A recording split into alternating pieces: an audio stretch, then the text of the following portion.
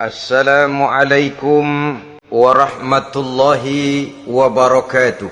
Waalaikumsalam warahmatullahi wabarakatuh.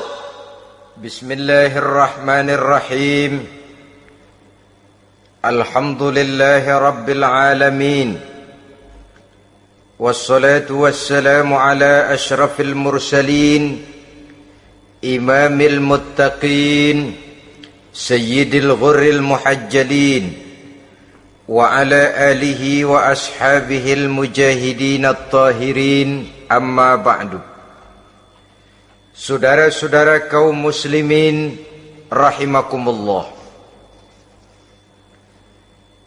Satu hari ketika seorang ulama besar bernama Al-Imam Al-Faqih Abu Lais tengah berjalan-jalan di dekat kota Basrah,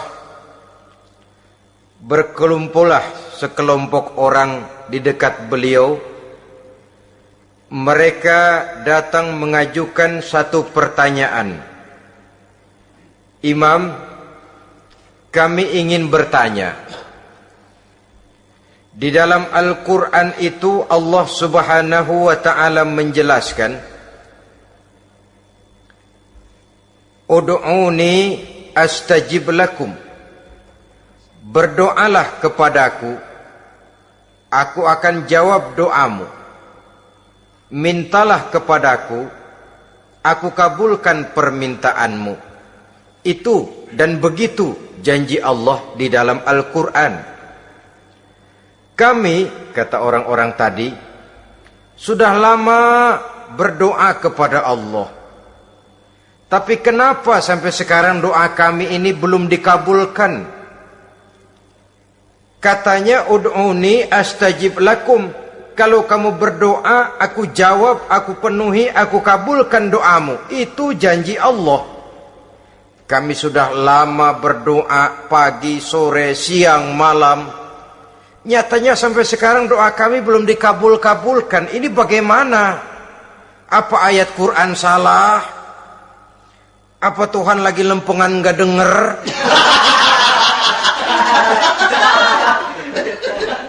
Apa doa kami yang terbalik? Kelihatannya sepele saja ini. Doa tidak didengar oleh Allah. Permohonan tidak dijawab, tidak dikabulkan oleh Allah. Tapi sebenarnya kalau kita mau merenung, kemalangan apa yang paling besar dalam kehidupan ini selain daripada kalau permohonan dan doa kita sudah tidak dihiraukan oleh Allah? Artinya hidup sudah tidak diopeni oleh Allah. Jangankan Allah, saudara-saudara, kita nggak diopeni sama mertua saja bingung. Ini mertua diem aja, kalau saya salah apa salahnya, kalau ada yang dikepengenin apa kepengenannya, boyak ngomong kenapa diem begitu. Ini tidak diopeni oleh Allah. Kemalangan apa yang lebih malang selain daripada kalau doa sudah tidak didengar oleh Allah. Itu sudah kemalangan yang paling malang, lebih malang dari kota Malang saya kira.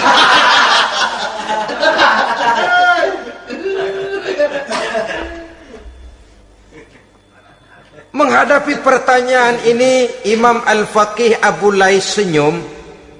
Lalu beliau berkata, tuan-tuan, tahu kenapa doa tuan-tuan tidak dijawab, permohonan tidak dikabulkan? Allah sudah tidak memperdulikan tuan-tuan ini. Kami tidak tahu, Imam, maka kami bertanya. Begini, hati tuan-tuan itu mati. Dari hati yang mati, channel tidak nyambung kepada Allah. Dari channel yang putus tidak ada getaran strom, bagaimana akan timbul gejala? Hatimu mati, jadi pantas kalau doa tidak dikabulkan, permohonan tidak dipenuhi, doa tidak terjawab, hatimu mati. Saudara-saudara kaum muslimin, dari hati yang mati ini, getaran tidak akan sampai ke hadratullah azza wa jalla.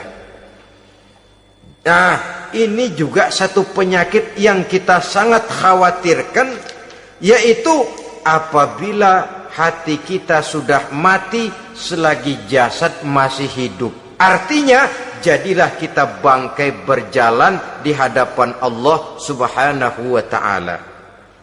Sementara kita sangat disibukkan dengan menggali berbagai macam jenis obat penangkal penyakit zahir, dan kita kurang perhatian untuk mencari obat penangkal penyakit batin yang kalau diserang penyakitnya menghancurkan kehidupan abadi di akhirat nanti. Perkembangan ilmu kedokteran nyata benar diikuti dengan perkembangan jenis-jenis penyakit. Makin maju ilmu kedokteran, makin modern penyakit. Ngerti juga rupanya itu penyakit. Dulu kita tidak kenal yang namanya AIDS. Kita tidak tahu yang namanya liver. Kita tidak kenal yang namanya stres. Paling yang banyak cika, masuk angin, dan sebagainya. Tapi baiklah, penyakit-penyakit batin yang menyebabkan hati menjadi mati, dan dari hati yang mati, doa tidak naik, tidak didengarkan oleh Allah subhanahu wa ta'ala. Nah, kata orang-orang tadi, yang menyebabkan hati kami mati ini apa, Imam? Beliau menjawab, pertama, araftumullaha wa lam tu'tuhu haqqahu. Yang menyebabkan hatimu jadi mati, pertama, kamu kenal benar kepada Allah, tapi haknya untuk disembah, kewajibanmu untuk menyembah, tidak pernah kamu laksanakan. Bagaimana Allah tidak akan jauh dari kita kalau kita tidak akan mengadakan pendekatan kepadanya. Dan pendekatan kepada Allah hanya bisa kita tempuh melalui jalur kegiatan ritual ibadah. Allah akan terlalu jauh apabila kita hanya membicarakannya lewat filsafat dan renungan yang mendalam. Tapi Allah akan dekat dan terasa hadir dalam hidup apabila kita dekati ia dengan pelaksanaan ibadah kepadanya. Kamu kenal Allah, tapi hakmu untuk menyembah, kewajibanmu untuk menyembah, haknya untuk disembah, tidak pernah kamu laksanakan. Kalau soal Allah kita kenal bukan main. Bahkan tidak hanya kita mengajarkan kenal juga kepada anak-anak kita. Kalau ditanya siapa pencipta matahari, bulan dan bintang? Allah. Siapa pencipta lautan, gunung, hutan belantara dan sungai-sungai? Allah. Siapa pencipta bumi, matahari dan sebagainya? Allah. Sembahyang apa enggak? Bagaimana nanti?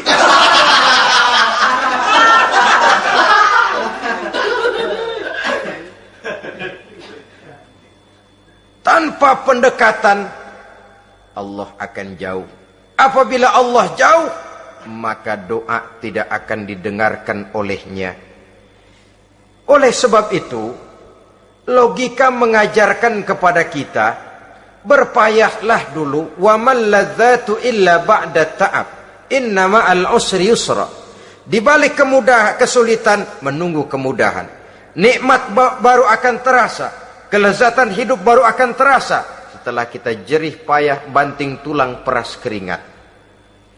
Rasanya memang lebih nikmat sepotong singkong hasil cucuran keringat sendiri ketimbang roti dijejelin orang.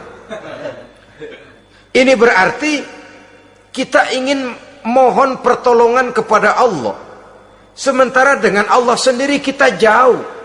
Sama saja dalam kehidupan kita analoginya, saudara-saudara.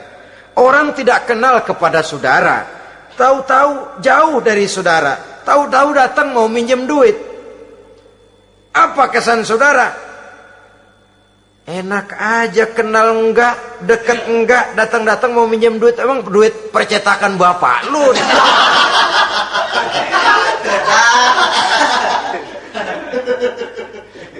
Sedangkan yang kita kenal, sedangkan yang kita bertemu tiap hari, Sedangkan yang sering datang ke tempat kita, kalau satu saat dia pinjam duit, toh kita kadang-kadang masih mikir.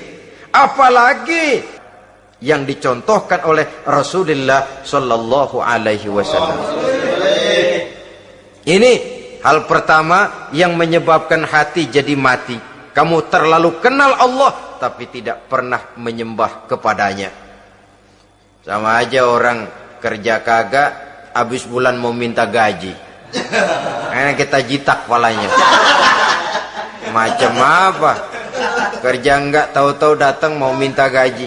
Kerja dulu yang baik, habis bulan baru enggak diminta pun memang sudah ada jatahnya. Ibadah dulu kita kepada Allah. Soal Allah memberikan karunia kepada kita, itu hak Allah. Apabila kita dekat dengannya, ibadah yang kita laksanakan benar, karunia itu akan datang kepada kita. Saudara-saudara, yang kedua yang menyebabkan hati jadi mati, qara'tumul Qur'an walam ta'malu bih.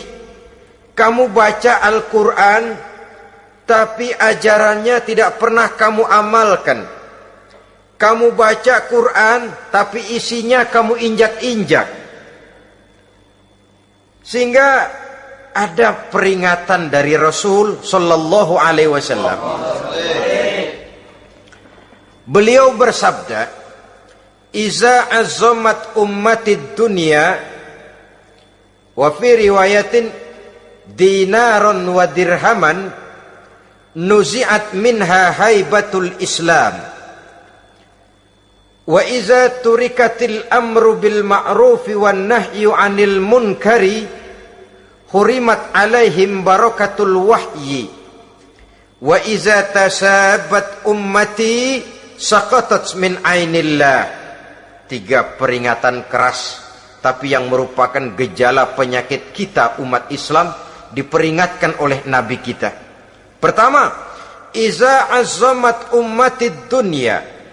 Apabila umatku telah terlalu mengagung-agungkan dunia, apabila umatku telah jatuh menjadi umat yang materialistis, segalanya diukur dari sudut keduniaan saja, nuzi'at minha haibatul Islam, maka akan dicabutlah dari mereka kehebatan agama Islam. Hilang kehebatan Islam apabila kita jatuh menjadi umat pengagung dunia, penyembah materi. Nilai kita, keberadaan kita tidak dihargai orang lain. Orang memandang kita remeh saja. Orang Islam gak ada apa-apanya, bayar aja. Bisa dibeli, bisa diatur, bisa dikerjain, garap saja. Nuzi'at minha haibatul Islam, hilang dari mereka kehebatan Islam ini. Kenapa? Mereka telah mengagungkan dunia dan menjadikannya sebagai tujuan. Padahal dunia cuma alat, materi cuma alat, harta cuma alat. Yang kedua, wa iza turikatil amru bil ma'rufi wan nahyu 'anil munkari hurimat 'alaihim barakatul wahyi. Apabila telah ditinggalkan amar ma'ruf dan nahi munkar, maka hilanglah keberkahan wahyu. Ini yang ada hubungannya dengan masalah kita. Kita baca Quran, kita tidak amalkan isinya. Bagaimana hati tidak jadi mati? Amar ma'ruf dan nahi munkar ditinggalkan orang, hilang keberkahan wahyu. Pada saat itu boleh jadi Quran ada, tapi cuma tinggal tulisan saja. Islam ada, cuma tinggal sekedar nama saja. Diseminarkan, disemposiumkan, dimuktamarkan, tapi tidak dijabarkan dalam kehidupan sehari-hari. Apabila amar ma'ruf dan nahi munkar telah ditinggalkan orang, hilang keberkahan Quran itu. Akibatnya apa? Apabila amar ma'ruf tidak lagi digalakkan orang, nahi munkar tidak dilaksanakan orang, lalu orang menilai sesuatu menurut seleranya sendiri. Mana yang ma'ruf, mana yang munkar, tidak ada lagi patokan utama. Kalau baik kata otaknya, dia kerjakan. Tidak baik menurut otaknya, dia tinggalkan. Agamanya adalah otak, berhalanya adalah akal. Akhirnya umat kehilangan pedoman. Tidak lagi jelas mana batas yang ma'ruf, mana batas yang munkar. Dalam kondisi sedemikian, akhirnya akan terjadi penjungkiran nilai. Paling celaka nantinya, yang ma'ruf malah dianggap munkar, yang munkar malah menjadi ma'ruf.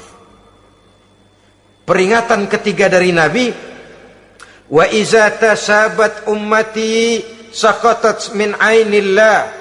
Apabila umatku sudah saling berbantahan, apabila umatku sudah saling caci memaki, saqatat min ainillah, jatuhlah mereka dalam pandangan Allah Subhanahu wa ta'ala. Hilang wibawa umat yang sudah saling mencaci maki, saling menjatuhkan, saling gasak, gesek, gosok. Justru agama menganjurkan kita ini saling asah, asih, asuh. Kadang yang kita praktekkan, kita ini saling gasak. Yang kedua, saling gesek. Yang ketiga, saling gosok. Gasak, gesek, gosok. Kacau kita ini. Saling gasak, menjegal kawan seiring, menggunting dalam lipatan. Saling gosok, fitnah sana, fitnah sini. Saling gesek, sikut kiri, sikut kanan. Tidak peduli orang lain luka dan sebagainya. Yang penting dia bisa nangkring. Jatuh kita dalam pandangan Allah apabila umat sudah saling mencaci maki. Maka kita kembali kepada persoalan, hal kedua yang menyebabkan hati jadi mati, qara'tumul Qur'an walam ta'malu bih. Kita baca Al-Quran, tapi ajarannya nyaris tidak kita amalkan di dalam kehidupan kita. Akibatnya, hati lalu jadi mati. Itu yang kedua. Yang ketiga, yang menyebabkan hati jadi mati dan doa tidak terjawab. Idda'aitum annakum min ummati Muhammadin sallallahu alaihi wasallam. Walam ta'malu bisunnatihi. Kamu mengaku, kamu memproklamirkan diri sebagai umatnya Nabi Muhammad, tapi sunnahnya tidak pernah kamu amalkan. Malahan perkembangan paling akhir, bukan saja tidak mau mengamalkan sunnah, malah mengingkari sunnah. Inna lillahi wa inna ilaihi raji'un. Oh, Nabi Muhammad itu manusia biasa seperti kita. Sebagai manusia dia bisa salah. Dan ternyata hadis banyak yang palsu. Yang otentik cuma Quran. Selebihnya adalah sejarah. Tidak ada itu sunnah. Langsung saja kepada Quran. Oh, hadis itu bukan sumber hukum. Oh, tidak perlu mengamalkan sunnah. Saudara-saudara kaum muslimin, mengaku kita umat Nabi, tapi sunnahnya kita campakkan, tidak kita amalkan. Setelah tidak kita amalkan, kita campakkan. Setelah kita campakkan, kita ingkari pula. Inna lillahi wa inna ilaihi raji'un. Bagaimana hati tidak jadi mati? Kalau siang malam kita memproklamirkan diri sebagai umat Nabi Muhammad, sementara sunnahnya kita campakkan, kita abaikan, dan kita ingkari dia, sunnah itu. Padahal jikalau sekarang kita mengenal Islam, jikalau kita sekarang ngerti halal haram, tahu hak batil, bisa memilah dan memilih antara yang ma'ruf dengan yang munkar, itu utamanya adalah karena jasa Nabi Muhammad SAW, yang dari generasi ke generasi dilanjutkan oleh para sahabat, oleh tabi'in, oleh tabi'it tabi'in, terus oleh para ulama-ulama sampai kepada kita sekarang ini. Walaupun beliau hanya berfungsi sebagai penyampai, tapi kepribadiannya dijadikan model oleh Allah Subhanahu wa ta'ala di dalam kita melaksanakan kehidupan beragama. Bahwa beliau manusia seperti kita, memang dalam arti unsur biologisnya ya manusia, punya darah, punya daging, punya hati, punya perasaan, bisa sedih, bisa gembira. Tetapi beliau itu termasuk basyarun la kal basyar, manusia yang tidak seperti manusia pada umumnya, punya spesifik. Dan itu wajar sebagai seorang Rasul pilihan Allah, apalagi merupakan Rasul pilihan dari sekian puluh pilihan. bahwa jamrud itu batu memang, tapi nilainya kan berbeda dengan batu kolar. Satu truk batu kolar dengan barangkali segenggam batu jamrud, nilainya tentu jauh lebih mahal batu jamrud. Kalau soal batunya, sama batunya, tapi nilainya berbeda karena esensinya berbeda. Kita manusia, Nabi Muhammad juga manusia, sama manusianya memang, tapi kualitasnya, nilainya tentu jauh panggang daripada api. Itu sebabnya Allah menjadikan beliau sebagai model. Laqad kana lakum fi rasulillahi uswatun hasanah. Di dalam diri Rasul itu terdapat contoh teladan yang sangat baik bagi kita. Oleh karenanya, pada pertemuan kali ini, apabila kita konsekuen mengaku umat Nabi Muhammad, marilah konsekuen juga menegakkan sunnahnya. 3. Yang keempat, yang menyebabkan hati jadi mati dan doa tidak terjawab, akaltum ni'mata rabbikum walam tashkurulah. Tiap hari kamu makan nikmat Tuhanmu, tapi kamu tidak pernah mau bersyukur kepadanya, kepada Allah subhanahu wa ta'ala. Nikmat Tuhan kita doyan banget. Tidak pernah sehari dan sesaat pun terlepas diri dan hidup ini dari nikmat-nikmat yang diberikan Allah. Sejak kita bangun tidur sampai tidur kembali, bahkan tidur itu sendiri, di pasar, di sawah, di kantor, dimanapun kita berada, nggak pernah nikmat Allah berhenti. Hidup kita dalam alam diberikan segala fasilitas untuk menunjang kehidupan. Nggak pernah Allah pasang pajak matahari, nggak pernah Allah pasang pajak gas udara. Nikmat-nikmat yang banyak itu tiap hari kita kecap, tiap hari kita nikmati, tapi kita tidak pandai bersyukur. Padahal Allah memberikan peringatan keras dalam hadis qudsinya. Man lam yashkur ala na'mai wa lam yasbir ala balai falyakhruj min tahti samai wal yatlub rabban siwaya. Kalau diusir kita dari Jakarta, masih bisa pindah ke Bandung. Diusir kita dari Bandung, bisa pindah ke Jogja, Solo. Diusir kita dari Indonesia, bisa pindah ke Singapura, Malaysia. Diusir dari kolong langit, mau cari langit mana lagi?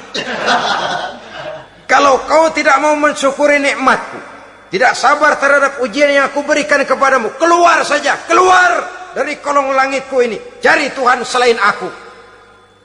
Kalau istilah kita mah Tuhan, udah jengkel banget udah itu. Nikmatku, yang nikmat yang aku berikan kau makan, tapi kepadaku engkau tidak pernah mau bersyukur.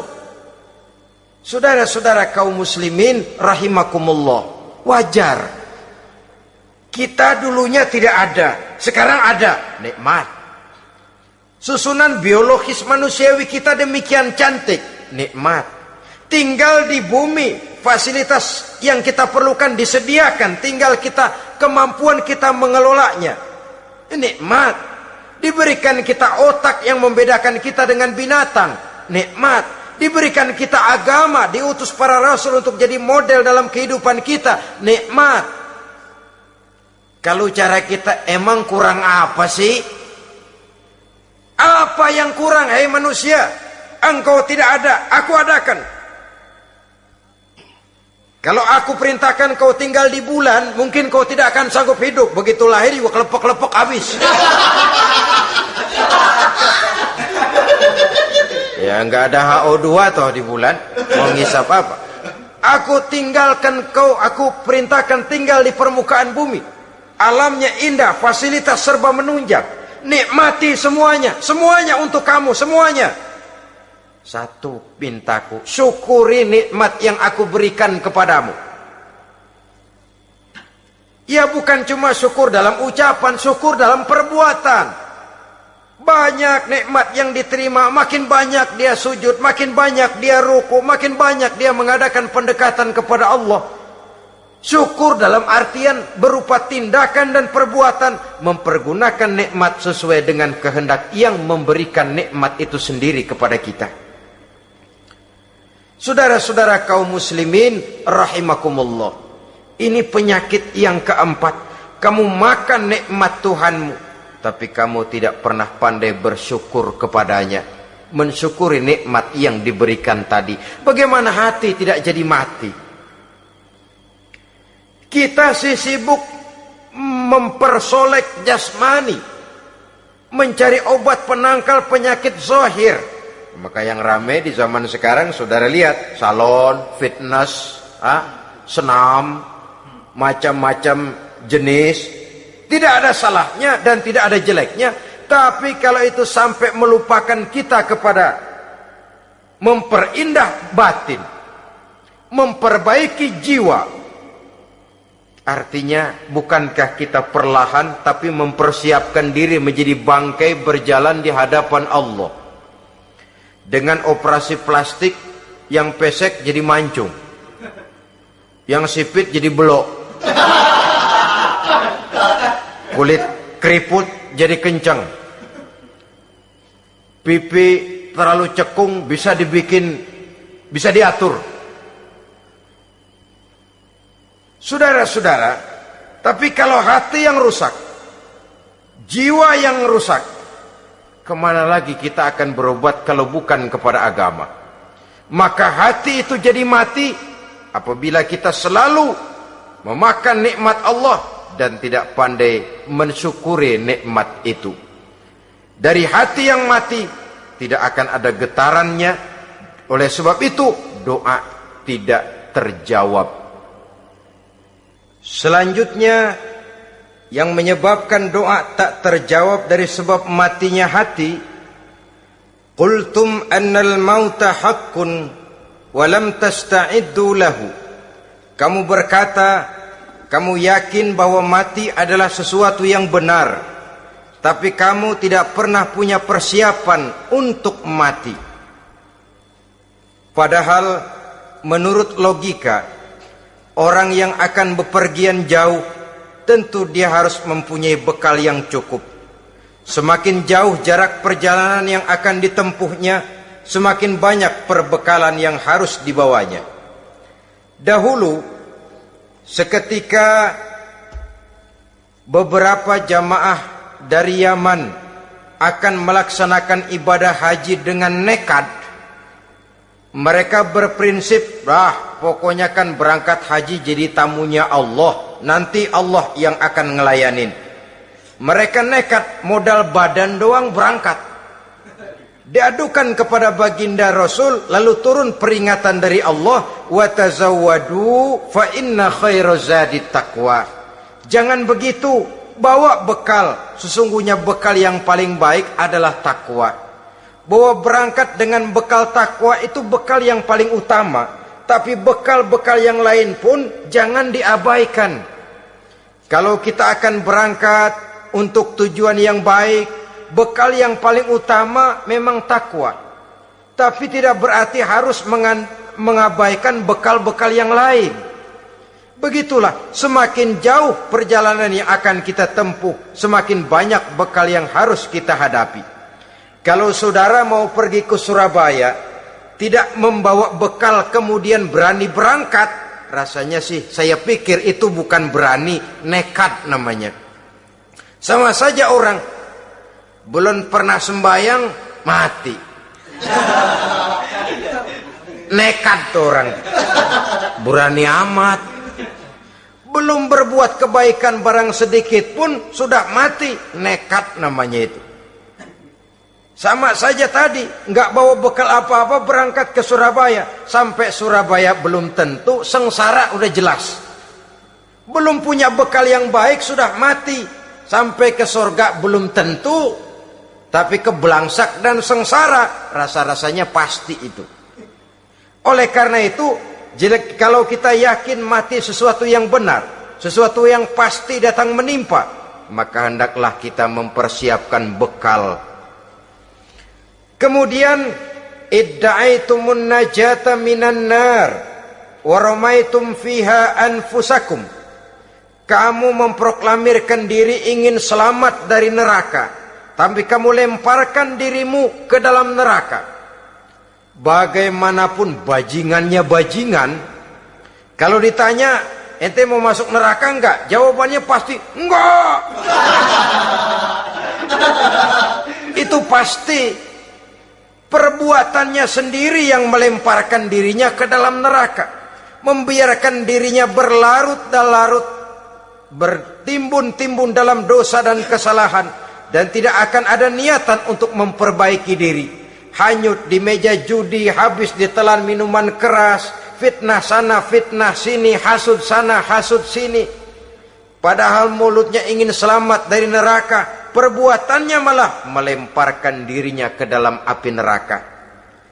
Tidak ada orang yang lebih sayang kepada diri kita selain kita sendiri. Dan menyayangi diri itu tidak cuma dengan memandikannya sehari 3 kali, memakaikannya parfum dengan segala macam merek, memakai sabun yang wangi-wangi, minyak yang harum-harum. Lebih daripada itu, jaga dan sayangi diri.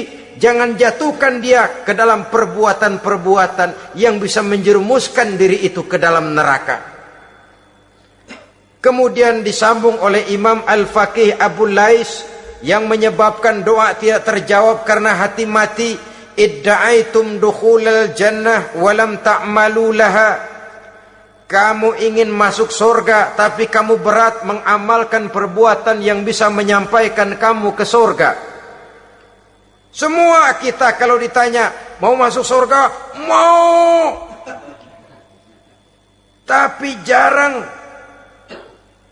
yang berlomba melakukan perbuatan-perbuatan yang bisa menyampaikan kita ke surga. Kemudian yang terakhir kata Imam Al-Faqih Abu Lais, dafantum mautakum walam ta'tabiru laha. Kamu menguburkan orang yang mati di antara kamu, tapi kamu tidak bisa mengambil iktibar, tidak bisa mengambil pelajaran dari mayit yang jenazah yang kau kuburkan itu. Mestinya kan nguburin orang tuh membuat sadar. Iya, kalau sekarang saya baringkan di liang lahat, menghadap ke arah kiblat, bantalnya tanah, setelah itu ditutup dengan papan, lalu ditimbun dengan tanah. Iya, sekarang giliran dia, giliran saya, entah besok, lusa, bulan depan, tahun depan, tapi pasti mengubur mayat, mengubur jenazah, tapi tidak bisa mengambil iktibar dari yang dilaksanakannya itu. Ini merupakan penyakit-penyakit batin yang merupakan handicap, yang menimbulkan jarak antara kita dengan Allah Subhanahu wa ta'ala. Pantas kalau itu semua ada pada diri kita, hati jadi mati. Dari hati yang mati, doa tidak akan tembus. Kita tidak lagi akan diperdulikan oleh Allah Subhanahu wa ta'ala. Dan itu sekali lagi kemalangan yang terbesar dalam kehidupan kita. Bagaimana jalan keluarnya? Pertama, memperbaiki batin kita, menyelamatkan diri daripada penyakit-penyakit yang bisa mematikan hati seperti yang sudah saya sebutkan tadi. Yang kedua, berdoa dengan adab, sehingga tata cara di dalam kita bermohon kepada Allah Subhanahu wa ta'ala dibicarakan secara khusus oleh Al-Imamul Ghazali dalam kitab Ihya beliau yang disebut adabud doa. Adab di dalam kita melaksanakan doa kepada Allah Subhanahu wa ta'ala. Setelah batin ini bersih dari penyakit-penyakit hati yang bisa menyebabkan hati jadi mati, berdoalah kita kepada Allah. Bagaimana adabnya? Kata Imamul Ghazali rahimahullah, yang pertama hendaklah ia di dalam berdoa itu memilih waktu yang mulia. Minal awqatis syarifah, kata beliau. Memilih waktu-waktu yang punya nilai mulia. Ramadan dalam 1 tahun, Jumat dalam tiap minggu, sepertiga malam yang akhir pada setiap hari. Waktu-waktu yang punya nilai mulia. Walaupun Misalnya saudara berdoa pada hari Kamis, tidak ada halangannya Allah mau kabulkan. Ini tidak berarti bahwa kalau sudah berdoa hari Jumat lalu hari Kamis tidak mau berdoa, tidak. Lebih memilih mengintai waktu-waktu yang punya nilai mulia. Lailatul Qadar sekali dalam setahun. Waktu-waktu yang punya nilai mulia. Logikanya begini saudara-saudara. Kalau kita datang ke rumah seseorang, tujuan utama kita minjem duit, yang paling pertama kita perhitungkan tanggal berapa nih? Kan itu toh, tanggal berapa? Kalau tanggal 20 atuh minjem duit, orang lagi ngap-ngapan, boro-boro dia bisa minjemin, dia sendiri mungkin lagi pusing. Kita lebih dulu kita amatin tanggal berapa nih? Yang enak sore apa siang? Jam 2. Jam 2 dia baru pulang dari kantor, tapi giliran tidur.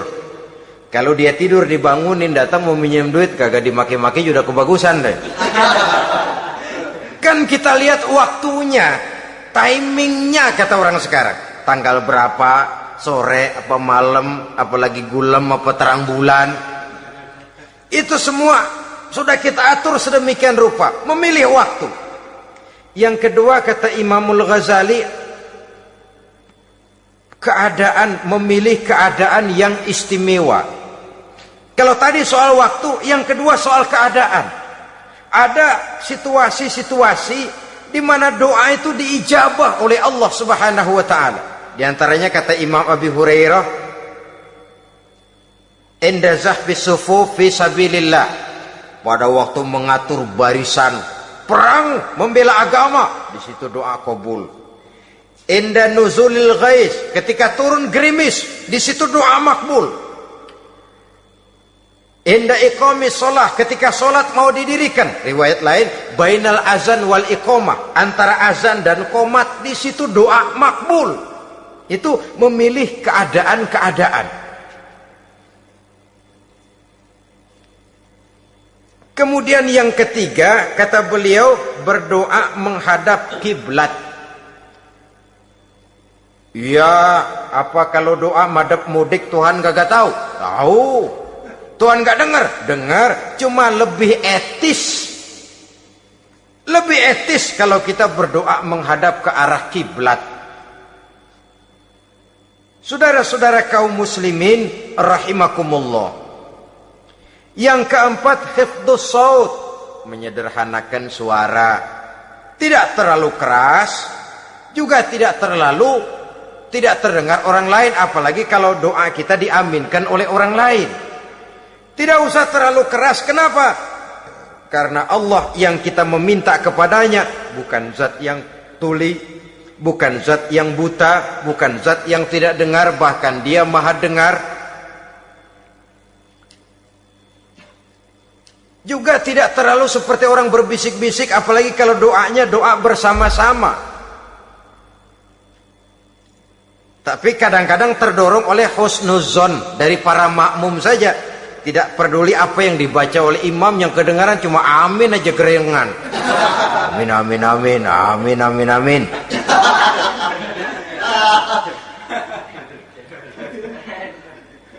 Juga tidak terlalu keras, seperti orang berdoa, seperti orang pidato. Saudara-saudara kaum muslimin rahimakumullah. Yang kelima, alla yatakallafa saja' fid du'a. Dalam berdoa, kalau istilah kita, jangan nyelongcong. Sajak ini menunjukkan sikap berani kepada Allah. Misalnya ada orang berdoa, ya Allah ampunilah saya kalau engkau mau. Kalau Allah mau. Kasihanilah saya ya Allah kalau engkau mau. Itu doa orang songong. Atau sama saja, ya Allah berilah saya rezeki dikit aja. Emang kenapa pakai begitu?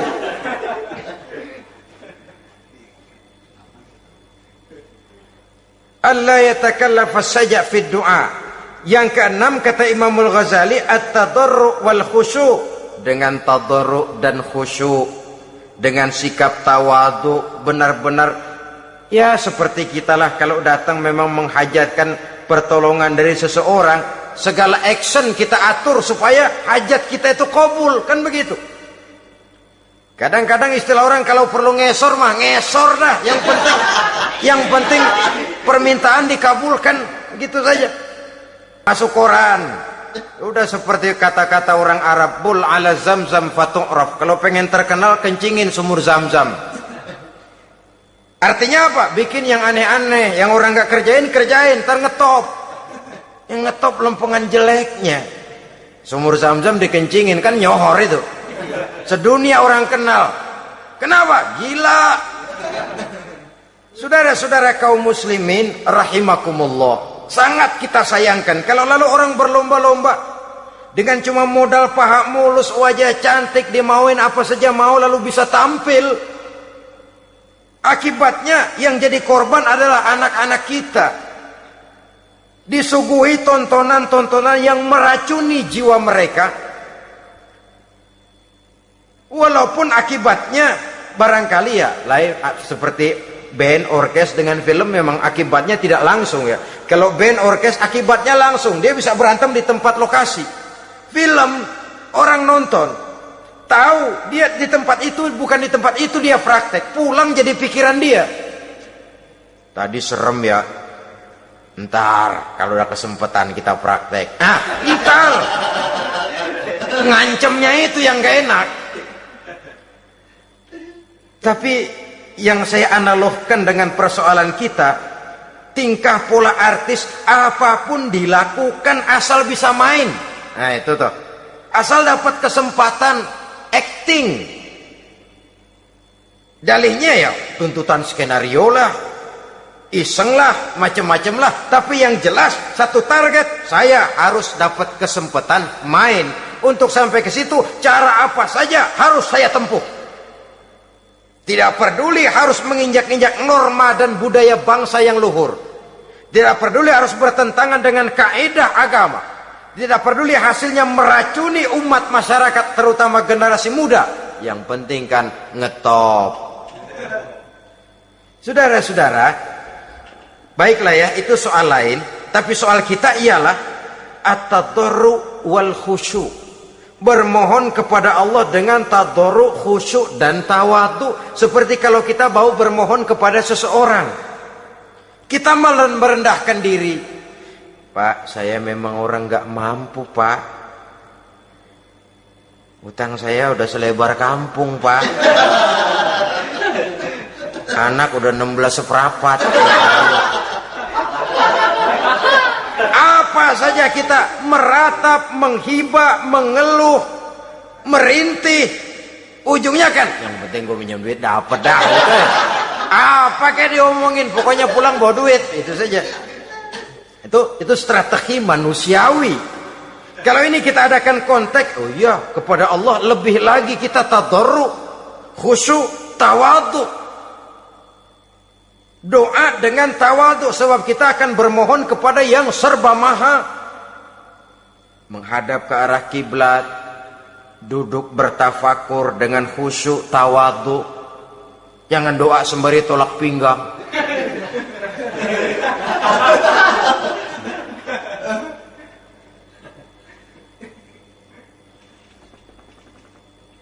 Yang ketujuh kata Imamul Ghazali, ayyujzimad du'a wa yuqina bil ijabah. Hendaknya dia menjazamkan doanya itu dan yakin bahwa doanya akan dikabulkan oleh Allah. Sebab kata Nabi, innallaha la yaqbalu du'aan min qalbin ghafilin lahin.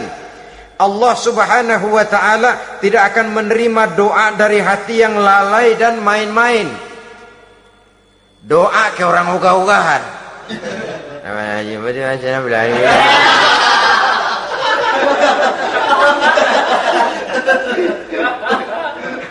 Kali malaikat nyongok dong, lu minta apa lu?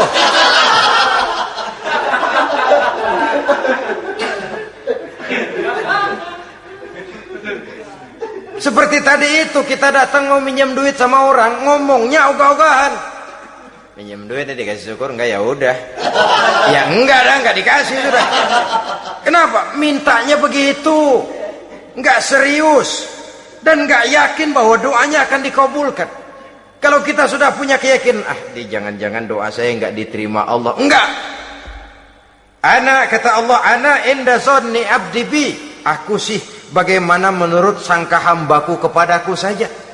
Kalau sangkanya baik, aku baik. Kalau sangkanya doanya dikabulkan, aku kabulkan.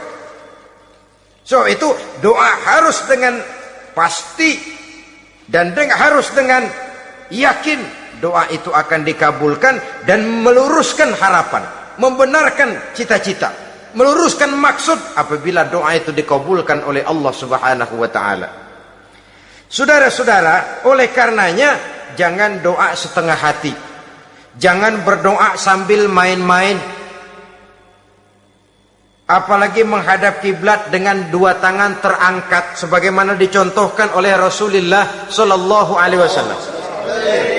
Bahwa berdoa tanpa mengangkat kedua tangan pun Allah tahu, Allah dengar, tapi kelihatannya kurang serius.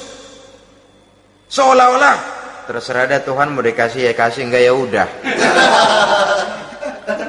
Seolah-olah kita tidak serius dalam berdoa. Kemudian yang berikutnya kata Imamul Ghazali, ayyaftatahad du'a bi zikrillah fala yabda'u bisu'al.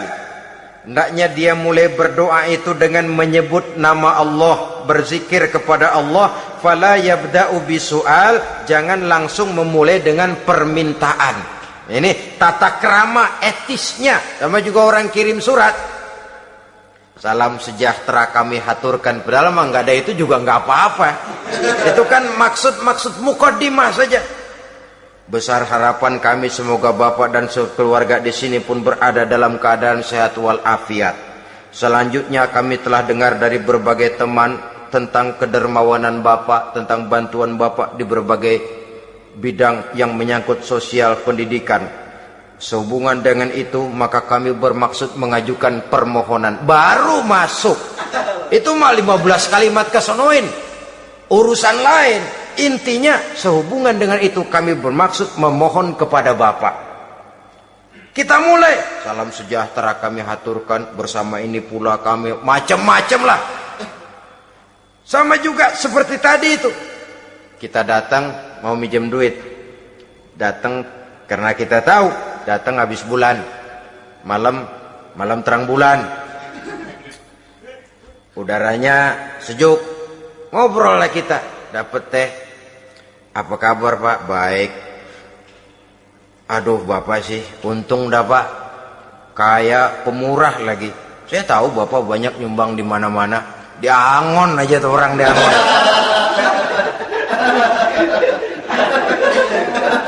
Kira-kira udah mau telap aja baru dikedat.